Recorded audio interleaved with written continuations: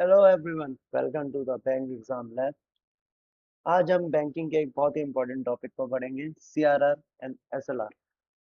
तो चलिए बिना समय गवाए इस टॉपिक को शुरू करते हैं।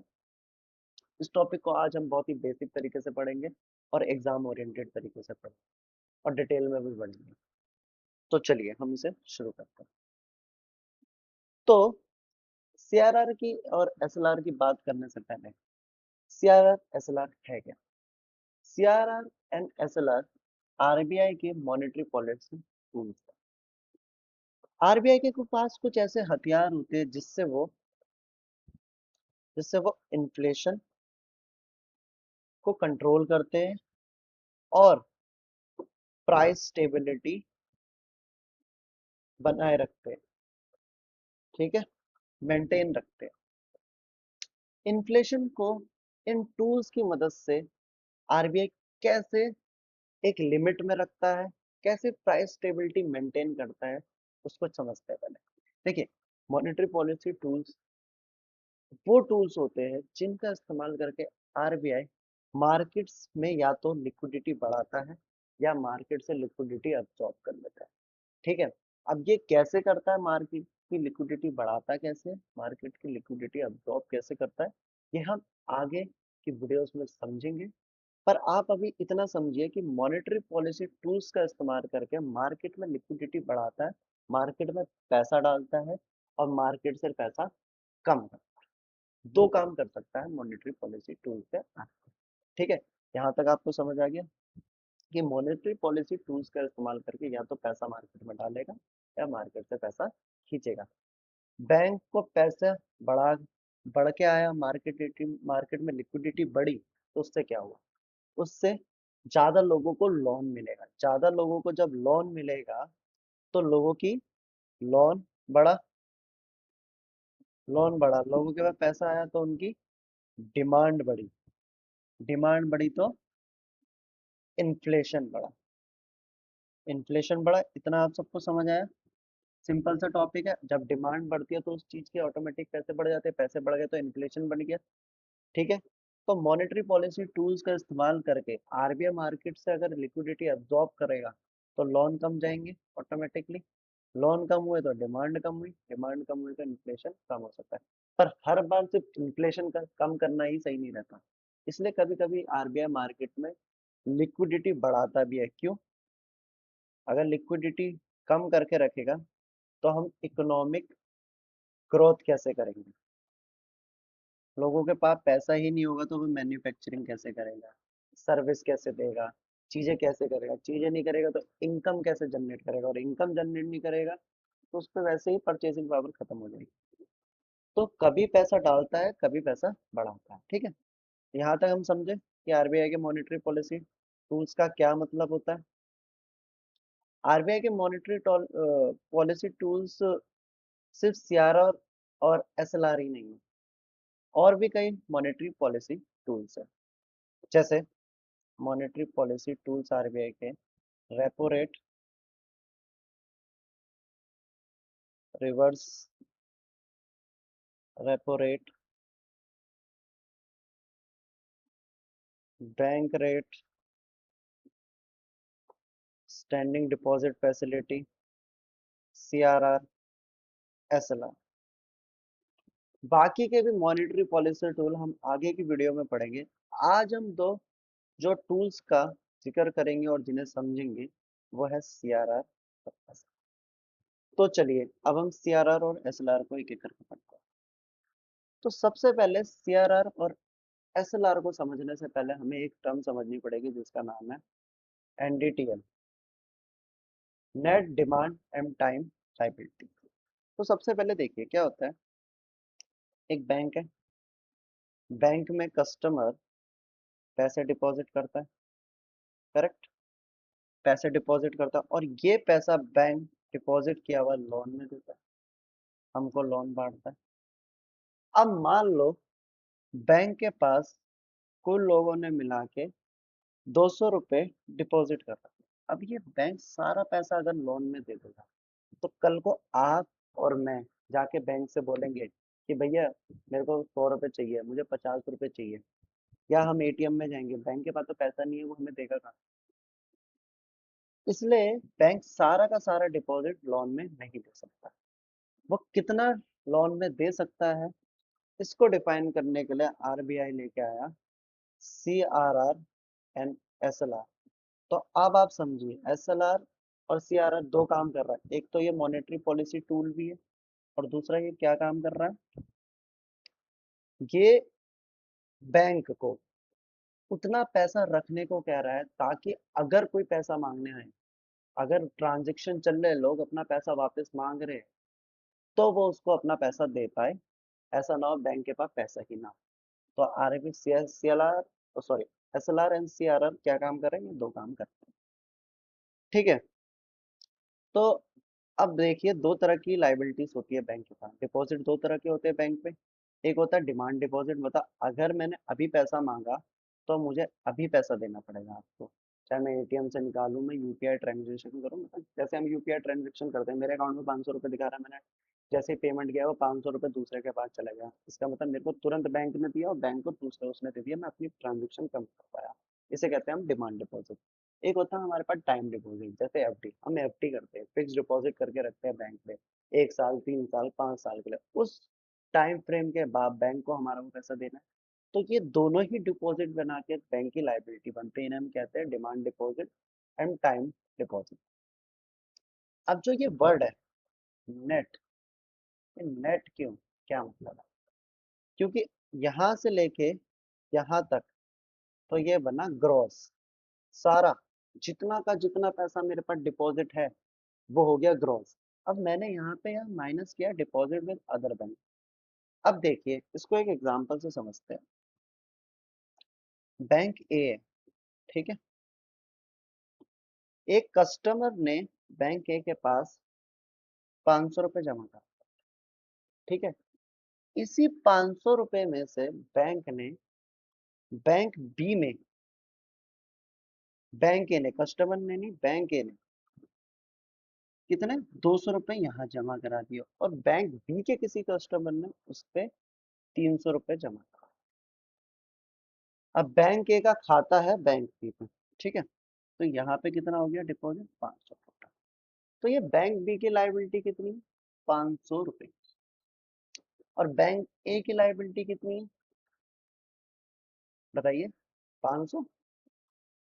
पहले देखिए, सबको लगेगा 500 क्योंकि लाइबिलिटी कस्ट, अभी मैंने सबको बताया कि कस्टमर ने 500 रुपये, तो 500 रुपये लाइबिलिटी। पर नहीं, क्योंकि मैंने 200 रुपये दूसरे बैंक में ट्रांसफर कर दिए हैं, मैंने अपनी लाइबिलिटी 200 रुपये की, लाइबिलिटी मैंने अपनी 200 रुपये की बैंक बी में दे दी है, बैंक बी में ट्रांसफर कर दिया।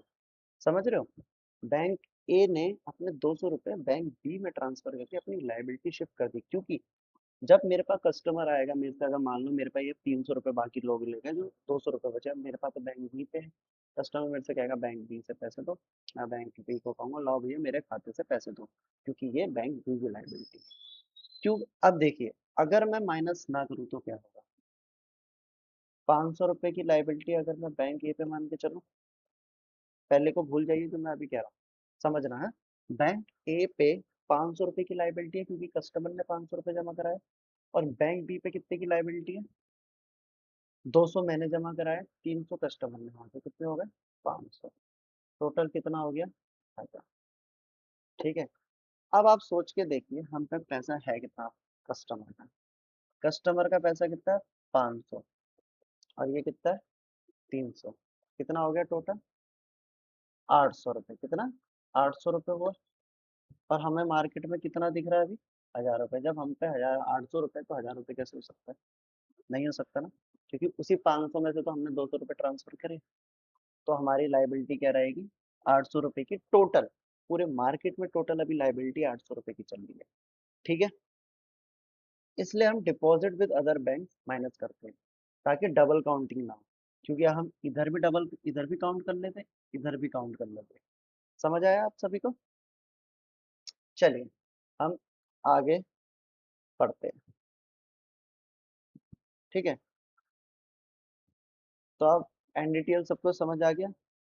मैं समराइज कर देता हूँ एनडीटीएल का। एनडीटीएल का मतलब होता है net demand and type liabilities.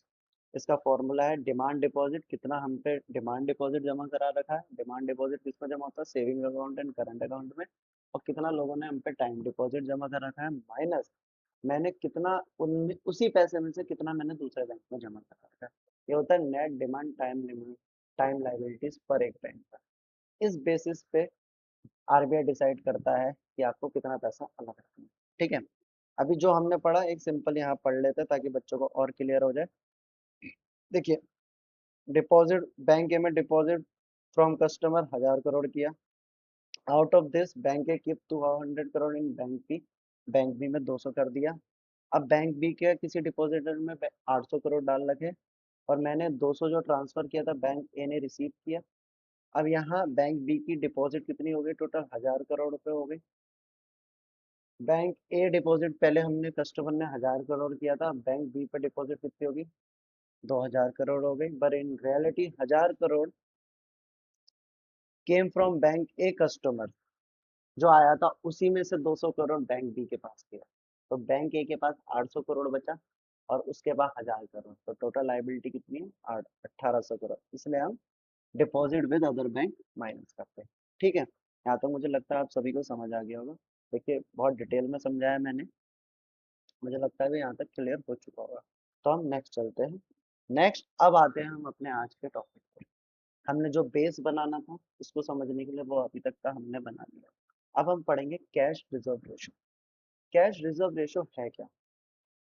देखिए अभी जो हमने एनडीटीएल पढ़ा, नेट डिमांड टाइम लाइबिलिटीज, उसी का हर बैंक का एक एनडीटीएल होगा। उसका कुछ परसेंट आरबीआई कहता है, एनडीटीएल का कुछ परसेंट आरबीआई कहता है उसके पास, आरबीआई के पास कैश के रूप में रखने के लिए। आरबीआई कहता है अपने एनडीटीएल का कुछ परसेंट मेरे पास कैश के रूप में रखो एज अ सेफ्टी।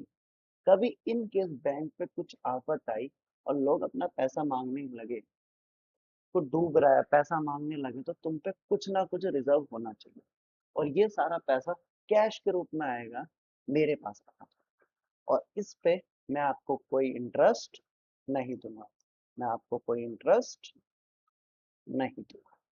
इसको डिसाइड कौन करता है, आरबीआई ही बताता है कितने परसेंट हमारे को एनडीटीएल का सीआरआर में मेंटेन करना है। जैसे अभी जो करंट चल रहा है 3% ऑफ एनडीटीएल चल रहा है। देखिए ये आरबीआई की मॉनेटरी पॉलिसी टूल्स है, ये बदलते रहते हैं। एग्जाम में जाने से पहले एक बार देख लीजिएगा आरबीआई की साइड से। 3% ऑफ एनडीटीएल मतलब अगर मेरे पास 1000 करोड़ है एनडीटीएल, मेरा एनडीटीएल 1000 करोड़ है किसी बैंक का, उसका 3% मतलब 30 करोड़ मैं आरबीआई के पास रखूंगा, किसके रूप में, कैश के रूप में। ठीक है, और किसी रूप में नहीं रख सकता, याद रखना कैश के रूप में ही आरबीआई के पास रहेगा। और आप देखिए इसको याद करना इतना मुश्किल भी नहीं है, इसी के वर्ड में लिखा हुआ है कैश रिजर्व रेशो। कैश है जो रिजर्व किया गया, रेशो परसेंटेज। ठीक है, आप इसको ऐसे याद कर लीजिए, आरबीआई के पास होगा। और सीआरआर किस में मेंशन है, under section 42(1) of the reserve bank of India act 1934 के अंदर सीआरआर की बात की गई है। सीआरआर किसको रखना पड़ता है, सीआरआर कौन कौन मेंटेन करेगा, सारे schedule commercial bank. Commercial bank क्या होते हैं, जो वो बैंक होते हैं जो लोन देते हैं, बैंकिंग एक्टिविटीज करते हैं, पैसा डिपॉजिट करते हैं अपने पास, और प्रॉफिट के लिए काम करते हैं। किसके लिए काम करते हैं, प्रॉफिट के लिए काम करते हैं ना, शेड्यूल कमर्शियल। तो कमर्शियल बैंक करते हैं। और शेड्यूल कमर्शियल बैंक किसे कहते हैं, जो आरबीआई के शेड्यूल 2 में मेंशन है। आरबीआई एक्ट के शेड्यूल 2 में जो बैंक्स हैं हम उन्हें शेड्यूल कमर्शियल बैंक कहते हैं। तो सीआरआर सारे शेड्यूल कमर्शियल बैंक को। ठीक है, यहाँ तक आप सभी को समझ आया। ठीक है, मैंने बता दिया। अब मैं बात करता हूँ, देखिए 1 अप्रैल 2007 से पहले क्या था कि ना सीआरआर की एक लिमिट होती थी। लिमिट सीआरआर था कि आरबीआई ना 3 से 15% के बैंड के बीच में ही आरबीआई को रखता था, मतलब मिनिमम 3 तो रखना ही रखना और 15 मैक्सिमम है, इससे ऊपर तुम नहीं जा सकते। पर नरसिम्हम कमेटी 1991 के रिकमेंडेशन पे बाद में अमेंडमेंट आया 2006 में, और 2007 में, 2006 में अमेंडमेंट आया और 2007 में, 1 अप्रैल 2007 में ये मिनिमम और मैक्सिमम लिमिट को हटा दिया गया। इसका क्या मतलब है कि आरबीआई चाहे तो 0% भी सीआरआर रख सकती है, और आरबीआई अगर चाहे तो 50% रख ले। ये आरबीआई पे डिपेंड करता है। ठीक है। अब आरबीआई सॉल अथॉरिटी है, वो कितना भी कुछ कर सकती है, कोई बैंड के बीच में आरबीआई पे अब वो नहीं है लिमिटेशन कि मेरे को इसी के बीच में रखना है, अब हम मैं कुछ भी रख सकती हूँ। ठीक है। तो मैंने ये आपको बता दिया, करंट सीआरआर अभी 3% चल रहा है। मैंने लिख दिया, चेक बिफोर एग्जाम जरूर देख लेना, ये चेंज होता रहता है। और ये चीज देखिए, आप समझ ही रहे होंगे। नोट में मैंने लिखा हाई सीआर, लो लैंडिंग, लोअर लिक्विडिटी। अब देखिए मॉनेटरी पॉलिसी टूल का काम कैसे कर रहा है ये कैसे कर रहा है मॉनेटरी पॉलिसी टूल का काम। हायर सीआरआर मतलब अगर आरबीआई 50% सीआरआर रख ले एनडीटीएल का, तो सारा पैसा तो बैंक को आरबीआई के पास रखना पड़ जाएगा, जिसको उन्हें इंटरेस्ट भी नहीं मिलेगा। तो मार्केट से अपने आप लिक्विडिटी खत्म हो गई, पैसा है ही नहीं लोगों को देने के लिए, लोन में बांटने के लिए है ही नहीं। तो लोअर लैंडिंग, अपने आप लोन लोन कम हो जाएंगे और लिक्विडिटी लोअर हो जाएगी। अगर ज्यादा कम कर दिए होंगे तो देखिए भैया क्या होगा, उससे क्या हो सकता है, इकोनॉमिक ग्रोथ भी हमारी स्लो डाउन हो सकती है, क्योंकि हमारी कई चीजें रुक सकती है। बिजनेस ज्यादातर लोनों पे ही काम करते हैं, प्रॉफिट कमाते हैं और बैंक को देते हैं। ठीक है। और सीआरआर अगर बहुत कम कर देंगे, बहुत ज्यादा लैंडिंग हो जाएगी, हायर लिक्विडिटी होगी, तो इन्फ्लेशन भी एकदम से हाइप मार सकता है। तो हमें एक बीच में रखना पड़ता है आरबीआई को बहुत सोच समझ के, ताकि इकोनॉमिक ग्रोथ भी हमारी होती रहे और हमारी इन्फ्लेशन भी एक कंट्रोल मैनर में बढ़े, ज्यादा मैनर में ना बढ़े। ठीक है। अभी सीआरआर अब हो गया हमारा। अब हम जो पढ़ेंगे, हम पढ़ेंगे स्टैट्यूटरी लिक्विडिटी रेशो के बारे में, एसएलआर। देखिए ये क्या होता है, ये भी एनडीटीएल का ही 1% होता है। एनडीटीएल का ही कुछ परसेंट हमने रखना पड़ता है बैंक को अपने ही पास। ठीक है। एनडीटीएल का कुछ परसेंट बैंक को अपने ही पास रखना पड़ता है, उसे हम कहते हैं एसएलआर। और कुछ परसेंट एनडीटीएल का बैंक को आरबीआई के पास रखना पड़ता है, उसे हम कहते हैं सीआरआर। समझ गए। तो जैसे ये एनडीटीएल है बैंक का, उसमें से वो कुछ परसेंट तो सीआरआर के रूप में रख लेगा और कुछ परसेंट एसएलआर के रूप में ये रखेगा रिजर्व बैंक ऑफ इंडिया के पास, और जो ये रखेगा ये बैंक अपने खुद के पास रखेगा। और ये अपने पास जो रखेगा, ऐसा नहीं कुछ भी रख सकता है, आरबीआई ने मेंशन कर रखा है तुम एसएलआर को किस रूप में रख सकते हो। एसएलआर को हम रख सकते हैं, लिक्विडिटी उस एसेट की ज्यादा होनी चाहिए। किन एसेट की लिक्विडिटी ज्यादा होनी चाहिए, लिक्विडिटी का मतलब है in the form of liquid acid. Liquid acid का क्या मतलब होता है कि आज आप मार्केट में गए, आपको तुरंत पैसा मिलता है, जैसे कैश, कैश तो है ही लिक्विड। दूसरा गोल्ड, आज आप गोल्ड बेचने जाएंगे, आपको उसके बदले तुरंत कैश मिल जाता है।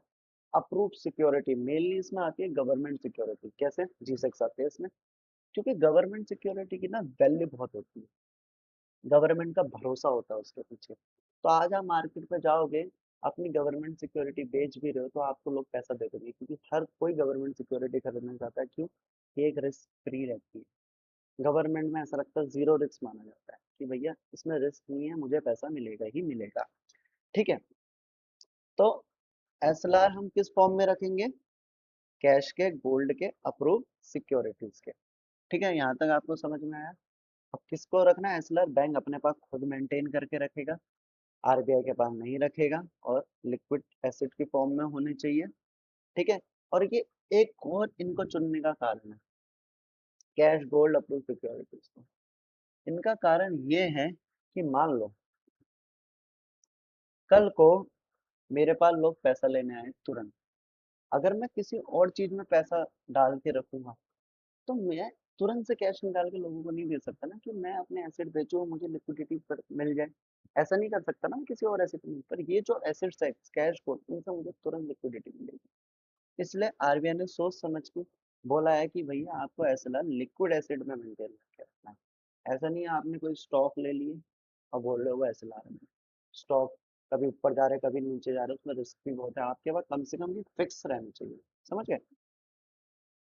और इसमें एक अच्छी बात यह है, इसमें इंटरेस्ट मिलता है अप्रूव सिक्योरिटी की। ठीक है। बैंक ने खरीदी है सिक्योरिटी, उस पर इंटरेस्ट तो हमें मिल ही रहा है। तो एसएलआर में अप्रूव सिक्योरिटीज में आपको वो भी मिलता है। अभी देखिए, सबसे पहले क्या था, मिनिमम अर्लियर एसएलआर 25% था मिनिमम, और मैक्सिमम कितना था, 40% ऑफ एनडीटी।